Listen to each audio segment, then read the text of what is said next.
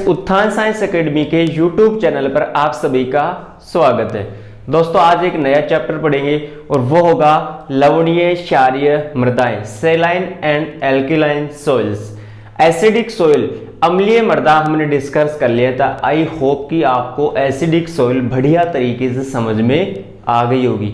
आज का टॉपिक होगा नया टॉपिक जो कि मोस्ट इंपोर्टेंट है। बात करें यहाँ पर आज सिर्फ अपन लवणीय क्षारीय मृदा का बेसिक क्लियर करेंगे। दोस्तों बेसिक जब तक क्लियर नहीं होगा आगे की थ्योरी हमारी क्लियर नहीं होगी।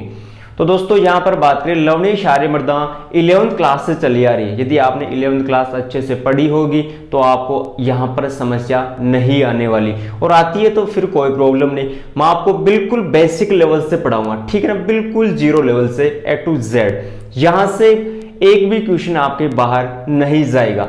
जेट की बात करें, बीएचयू की, ICR, jet ICR BHU, agriculture supervisor, AO, IBPS level तक सभी एग्जाम्स में यहां से 1 से 2 क्वेश्चन का वेटेज रहता है। दोस्तों अम्लीय क्षारीय और लवणीय मृदा ये मोस्ट इंपोर्टेंट टॉपिक्स है, अम्लीय और क्षारीय मृदा, ठीक है ना। आज का टॉपिक लवणीय क्षारीय मृदा है। 1 से 2 एपिसोड में ये अपन खत्म कर देंगे। उसके बाद इनके जो मोस्ट इंपोर्टेंट क्वेश्चन है सोइल साइंस के, लगभग 100 क्वेश्चन है इनके जो कंपटीशन में पहले आए हुए हैं, वो मैं इनके सॉल्यूशन आपको करवा दूंगा। उनसे बाहर आपके सोइल साइंस में एक भी क्वेश्चन नहीं जाएगा। फिर अपन एक नया चैप्टर लेंगे, ठीक है दोस्तों। तो आज का टॉपिक होगा हमारा सेलाइन एंड एल्केलाइन, इसको एल्काइन भी कहते हैं, एल्काइन सोइल, और अपन हिंदी में क्या कहते हैं प्यारे विद्यार्थी, इसको लवणीय क्षारीय मृदाएं, लवणीय क्षारीय मृदाएं। यहां पर इंग्लिश और हिंदी दोनों टर्मिनोलॉजी में यूज करूंगा ताकि हिंदी मीडियम के स्टूडेंट्स को भी कोई प्रॉब्लम ना हो और इंग्लिश मीडियम के जो स्टूडेंट्स हैं उनको भी कोई प्रॉब्लम्स क्रिएट नहीं होगी, ठीक है बच्चों। पिछले टॉपिक में हमने डिस्कस किया था एसिडिक सॉइल के बारे में। यदि एसिडिक सॉइल आपको याद है तो ये वाली मृदा आपको याद करने में कोई समस्या नहीं होगी। क्यों?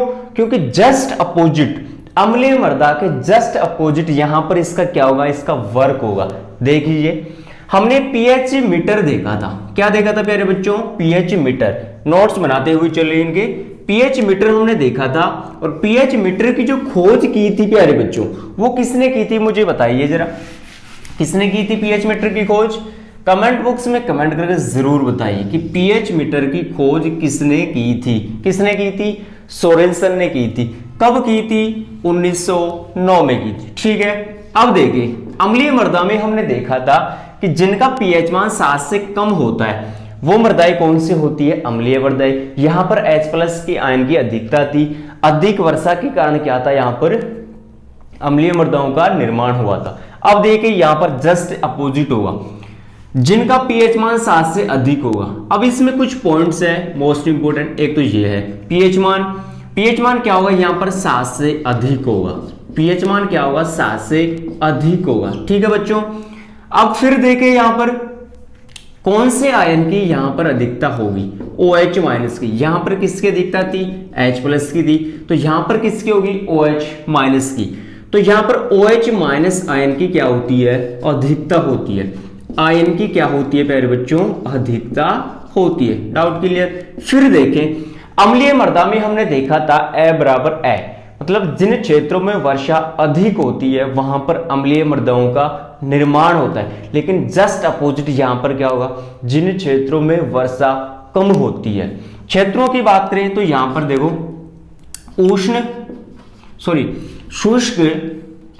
शुष्क व अर्धशुष्क तथा उष्ण कटिबंधीय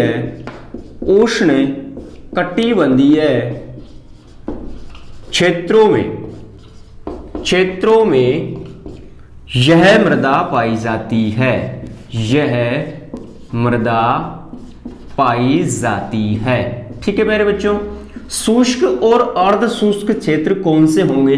जहां पर शुष्क का मतलब सीधी सीधी बात है सूखा, जहां पर वर्षा क्या होगी? कम, ठीक है ना। या फिर कह दें जहां वर्षा कम होती है, वर्षा कम होती है, लेकिन वर्षा तो कम होगी लेकिन तापमान क्या होगा, टेम्परेचर क्या होगा, हाई होगा।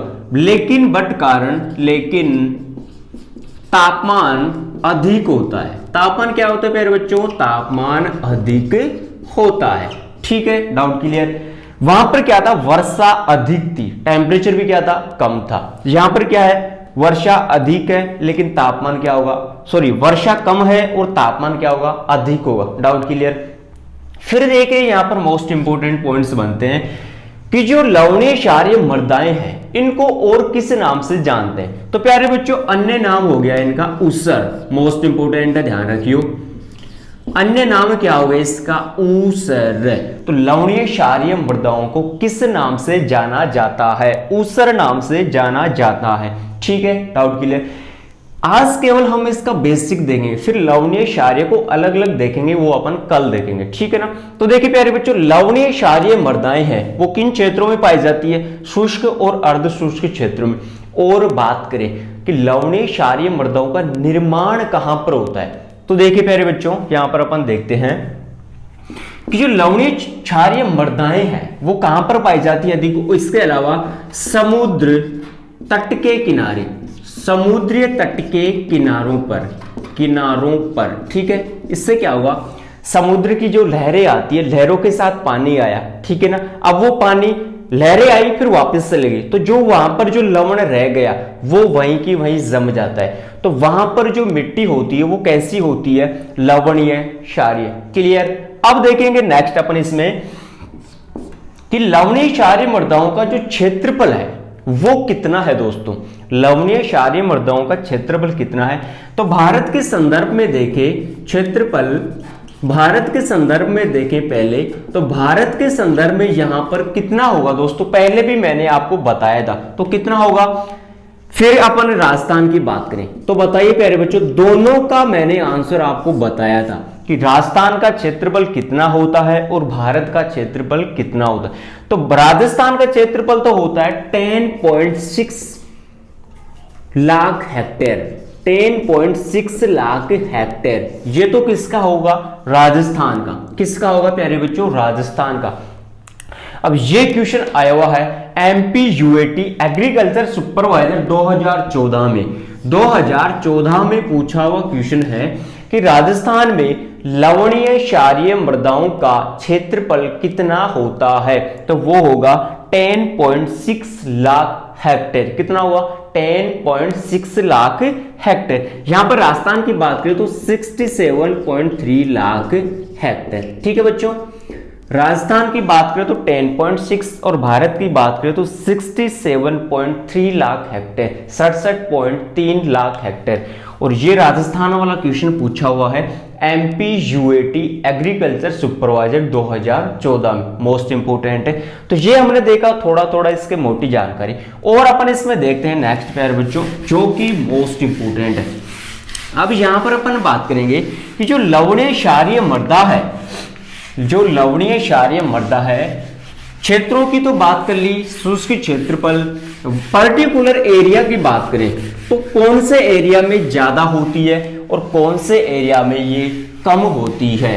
प्यारे बच्चों यहां से भी क्वेश्चन आया हुआ है कि कौन से एरिया में कम होगी और कौन से एरिया में क्या होगी, ज्यादा होगी। तो देखिए क्षेत्रफल की या क्षेत्र की बात करें तो सबसे ज्यादा जो लवणीय क्षारीय मृदा है, लवणीय क्षारीय मृदा कहां पर होती है प्यारे बच्चों, सबसे ज्यादा गुजरात में। मोस्ट इंपोर्टेंट क्वेश्चन है, गुजरात में। ये किसके द्वारा निर्धारित किया गया है, तो प्यारे बच्चों मैंने आपको एक इंस्टीट्यूट बताया था, कौन सा, CSSRI,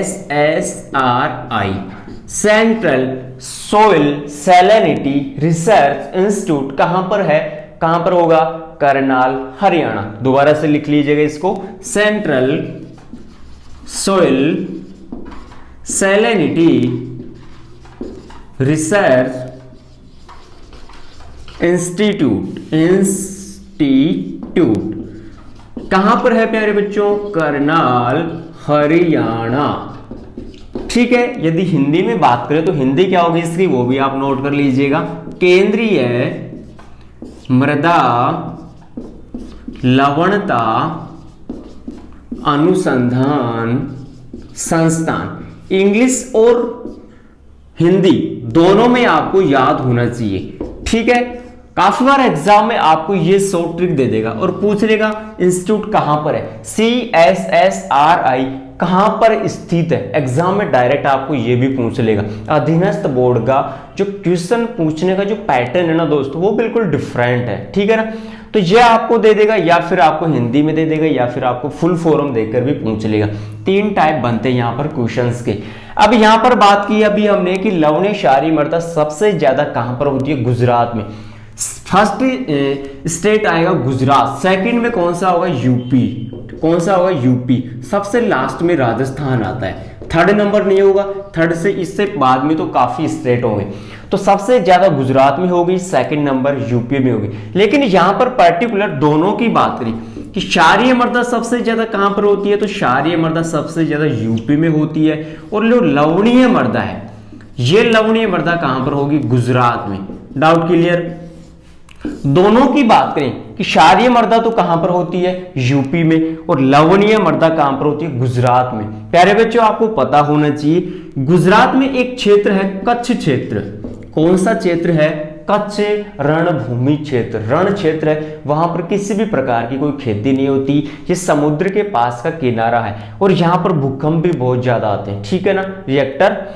तो कच्छ का जो रण क्षेत्र है वो कैसा है, ये कंप्लीट लवणीय क्षेत्र है, ठीक है। तो गुजरात में सबसे ज्यादा क्या है, लवण।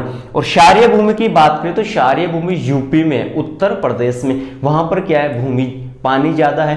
पानी ज्यादा होने की वजह से वहां पर ये भूमि कैसी हो जाती है, क्षारीय, फिर एक साथ कम हो जाती है। वैसे जहां पर अधिक पानी होगा वहां पर अम्लीय मृदा का निर्माण होता है। तो क्षारीय मृदा सबसे ज्यादा यूपी में है और लवणीय सबसे ज्यादा गुजरात में।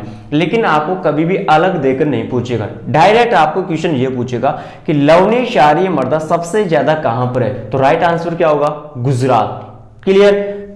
और यदि अलग अलग पूछे तो ये क्षारीय यूपी में होगी और लवणीय कहां पर होगी, गुजरात में होगी, ठीक है दोस्तों। अब इसमें बात करते हैं अपन लवणीय भूमि, इसका इंस्टीट्यूट कहां पर हो गया, करनाल हरियाणा। कहां पर हो गए प्यारे बच्चों, करनाल हरियाणा हो गए।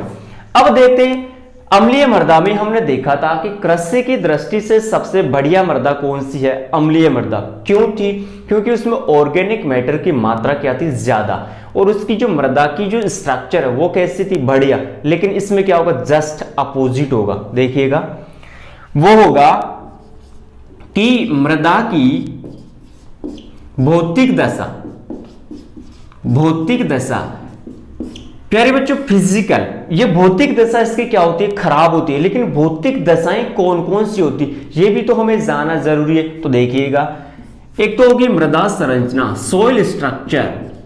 सेकंड होगी रंग, कलर, रंग, मृदा संरचना, रंग, और इसकी आकृति। संरचना में आ जाएगा आकृति, रंग, रूप, ठीक है ना। ये सभी क्या होती है, इसकी भौतिक दशाएं। ये भौतिक दशाएं क्या होती है, इसकी खराब होती है। किसकी होती है खराब, लवणीय क्षारीय मृदाओं की। क्या होती है, लवणीय क्षारीय मृदाओं की भौतिक दशाएं क्या होती है, खराब। किसकी तुलना में, अम्लीय मृदाओं की तुलना में। क्यों, क्योंकि यहां पर क्या होगा, क्योंकि ऑर्गेनिक मैटर की मात्रा कम होती है। ऑर्गेनिक मैटर, कार्बनिक पदार्थ की मात्रा क्या होती है प्यारे बच्चों, कम होती है। और जहां पर ऑर्गेनिक मैटर की मात्रा कम होगी वो मृदा क्या होगी, खराब होगी। और जिनमें ऑर्गेनिक मैटर की मात्रा कम होगी वो सोइल क्या, कृषि के लिए उपयुक्त होगी, बिल्कुल नहीं। तो ये कृषि के लिए उपयुक्त मृदा नहीं है। कृषि के लिए उपयुक्त मृदा नहीं है। तो उपयुक्त मृदा कौन सी होगी, तुलना करें तो कंपैरिजन, तो वो एसिडिक सॉइल होगी, ठीक है बच्चों। तो ये कृषि की दृष्टि से क्या है, उपयुक्त मृदा नहीं है, क्योंकि इसमें ऑर्गेनिक मैटर की मात्रा क्या है, कम। डाउट के लिए। लेकिन अम्लीय मृदा में क्या था, ऑर्गेनिक मैटर की मात्रा ज्यादा थी, इसलिए वो कृषि की दृष्टि से क्या थी, अच्छी थी। क्लियर।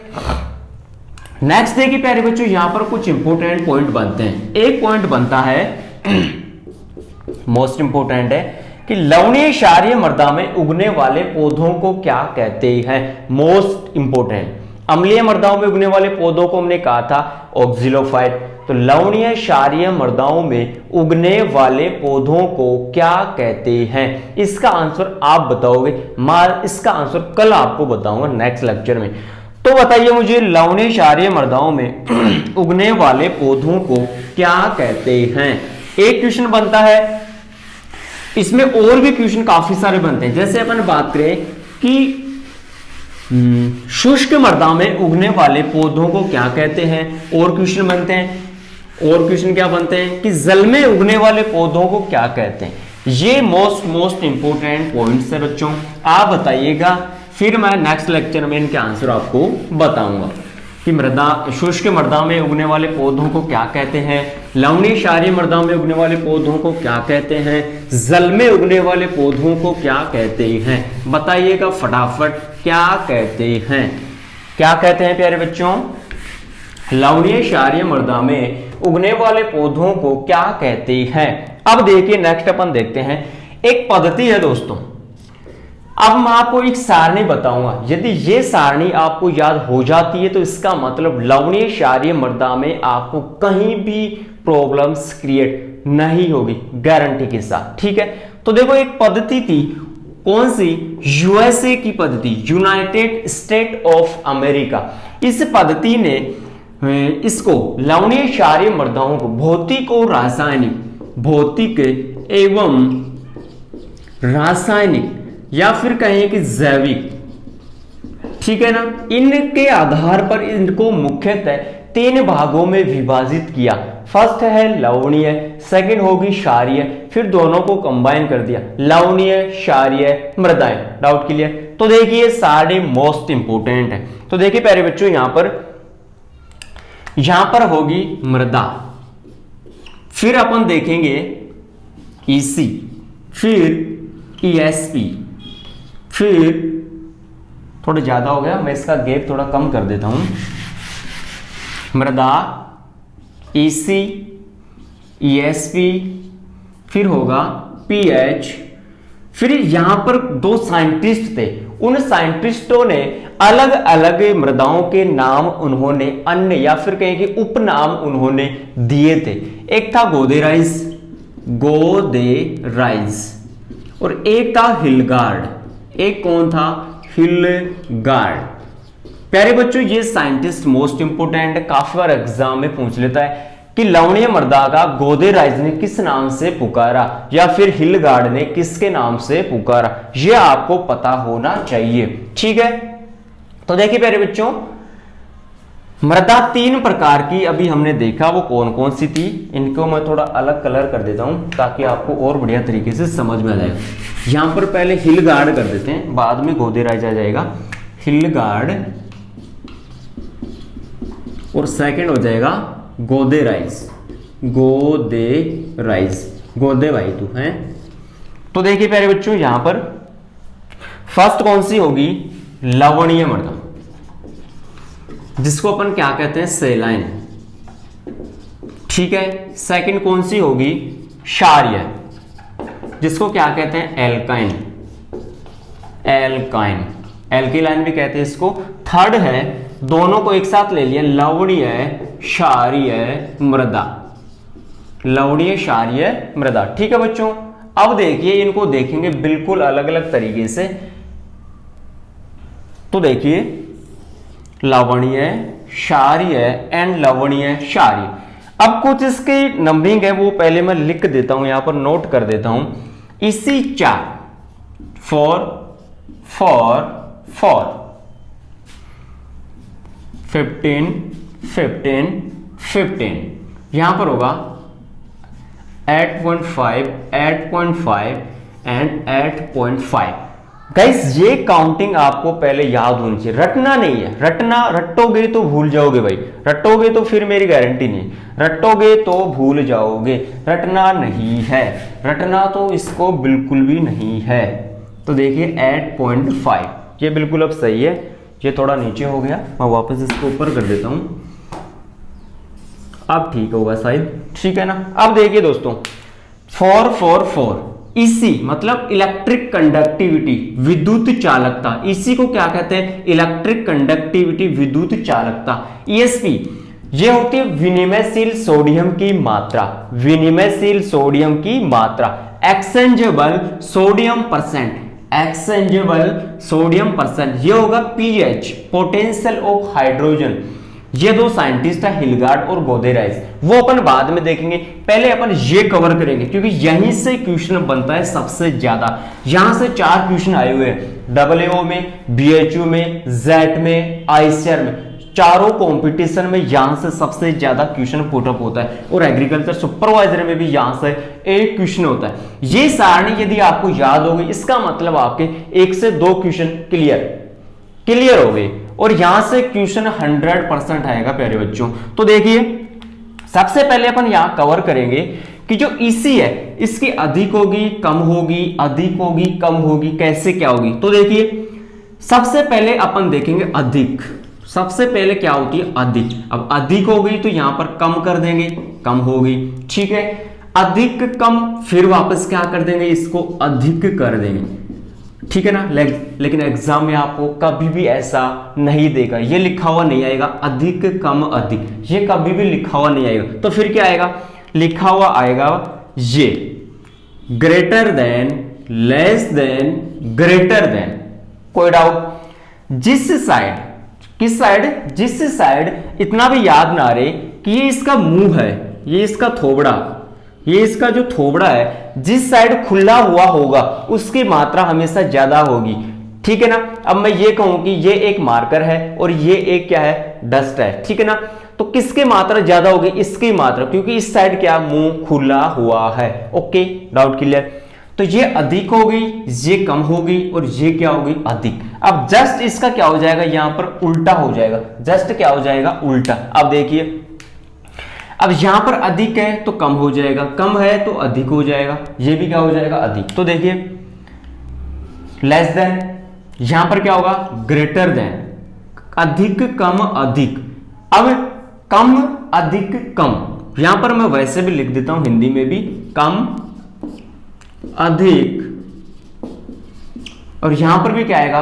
कम। यहां पर क्या आएगा प्यारे बच्चों?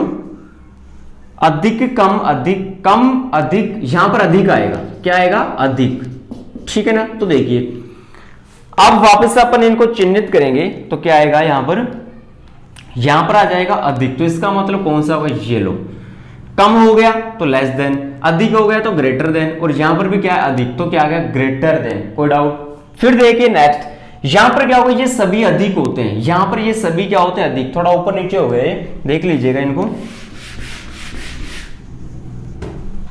तो देखिए इसका मान कितना था?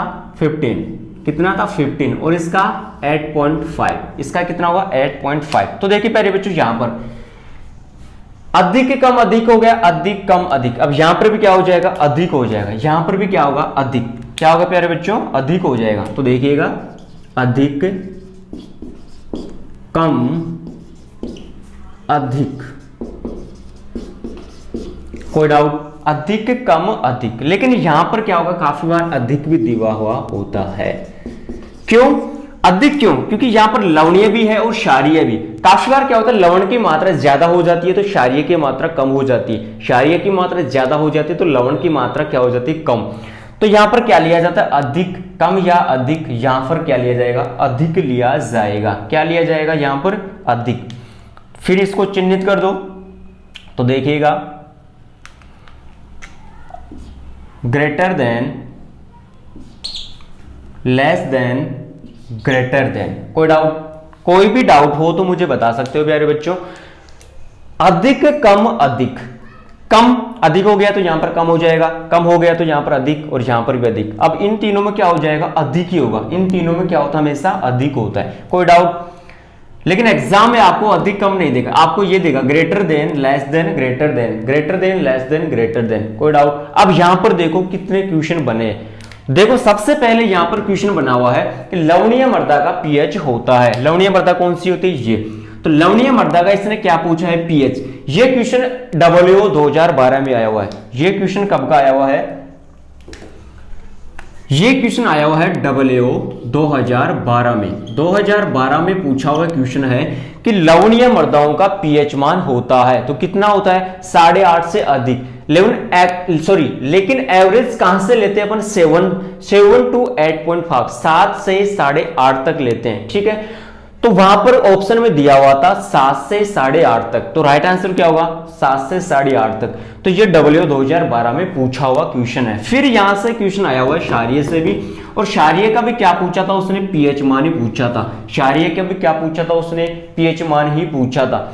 और ये क्वेश्चन आया हुआ है MP Madhya Pradesh MP village agriculture officer 2012 में पूछा हुआ क्वेश्चन है। मध्य प्रदेश में एग्रीकल्चर की ऑफिसर की एक एग्जाम हुई थी, उसमें पूछा हुआ क्वेश्चन है कि क्षारीय मृदाओं का पीएच मान कितना होता है, तो 8.5 से अधिक, कोई डाउट, ठीक है। फिर देखिए अब यहां पर इनके नाम देख लेते हैं, क्योंकि यहां से 2 क्वेश्चन आए हुए हैं। तो देखिए प्यारे बच्चों, ये क्लियर हो गया क्या? क्लियर। यदि फिर भी आपको समझ में नहीं आया तो आप मुझे कमेंट्स कर सकते हैं, मैं फिर नेक्स्ट सेशन में आपको समझा दूंगा, ठीक है। अब देखते हैं इनके हिलगार्ड और गोदेराइज। हिलगार्ड एवं गोदेराइज के अनुसार इनको देखते हैं अपन, हिलगार्ड एवं गोदेराइज। तो देखिए अभी हमने देखा था सबसे पहले कि लवणीय क्षारीय मृदाओं को किस नाम से जानते हैं, ऊसर के नाम से जानते हैं। लवणीय क्षारीय मृदाओं को किस नाम से जानते हैं, ऊसर के नाम से। तो देखो यहां पर क्या लिखा हुआ, लवणीय। अब लवण का मतलब लूण, अरे नमक तो जानते हो ना, नमक का सूत्र होता है NaCl। इसका मतलब उसमें किस पोषक तत्व की मात्रा सबसे ज्यादा अधिक है, सोडियम की। मोस्ट इंपोर्टेंट है, लवणीय क्षारीय मृदाओं में सबसे ज्यादा किस पोषक तत्व की मात्रा अधिक होती है, Na, सोडियम की मात्रा ज्यादा होती है। तो लवणीय का मतलब लूण, या कह सकते हैं नमक।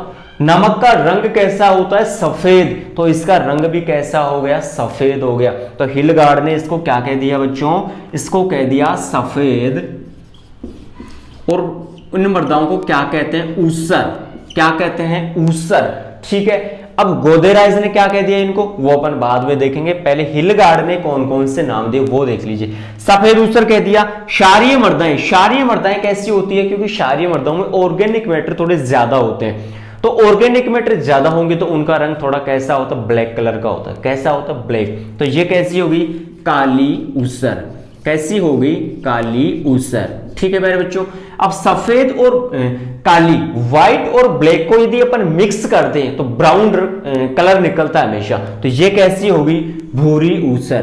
कैसी होगी, भूरी ऊसर, कोई डाउट, ठीक है। अब देखो यहां से क्वेश्चन आया हुआ है सफेद से कि लवणीय मृदाओं का रंग होता है सफेद ऊसर। ये WO 2011 में पूछा हुआ क्वेश्चन है, 2011 में पूछा हुआ क्वेश्चन, सॉरी BHU 2000 सफेद ऊसर का, ये BHU 2014 में पूछा हुआ है।